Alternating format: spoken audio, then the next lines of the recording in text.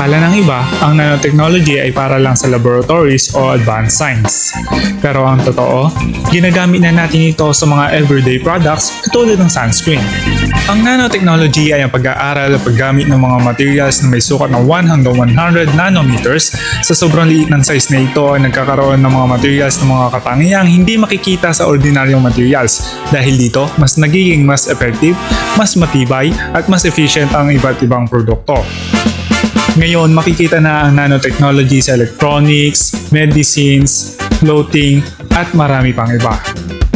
Ang napili naming product ay sunscreen na gumagamit ng zinc oxide nanoparticles. Ang sunscreen ay ginagamit para protektahan ang ating balat laban sa harmful ultraviolet o UV rays mula sa araw. Maraming modern sunscreen ngayon ang gumagamit ng zinc oxide nanoparticles upang mas mapaganda ang proteksyon habang mas komportable itong gamitin. Ang zinc oxide nanoparticles ay napakaliit na particles na bumubuo ng protective layer sa ibabaw ng balat. Ang layer na ito ay tumutulong harangin o i-reflect ang harmful UV rays bago pa ito makapasok sa ating skin. Dahil mas maliit ang particles, mas madaling kumalat ang sunscreen sa balat at hindi ito nag-iiwan ng makapal na puting marka kumpara sa traditional sunscreen. Kung ikukumpara sa traditional sunscreen ng nano sunscreen, ito ay mas madaling i-apply at mas natural ang itsura sa balat dahil hindi ito madaling mag-iwan ng puting residue. Pareho silang nagbibigay ng UV protection pero mas komportableng gamitin na karamihan ng nano sunscreen.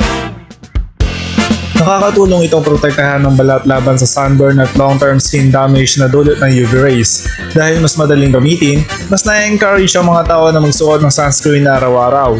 Isa itong magandang halimbawa kung paano pinapabuti ng nanotechnology ang isang ordinaryong produkto.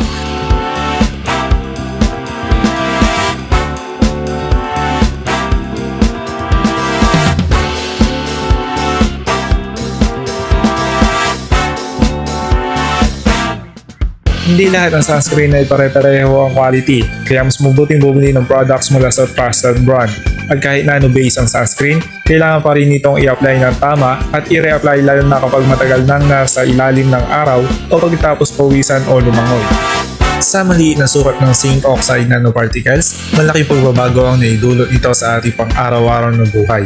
Ang sunscreen na gumagamit ng nanotechnology ay nagbibigay ng mas maginhawang proteksyon laban sa UV rays at nagpapakita kung paano nagtutulungan ang science, technology, and society upang mapabuti ang kalidad ng buhay.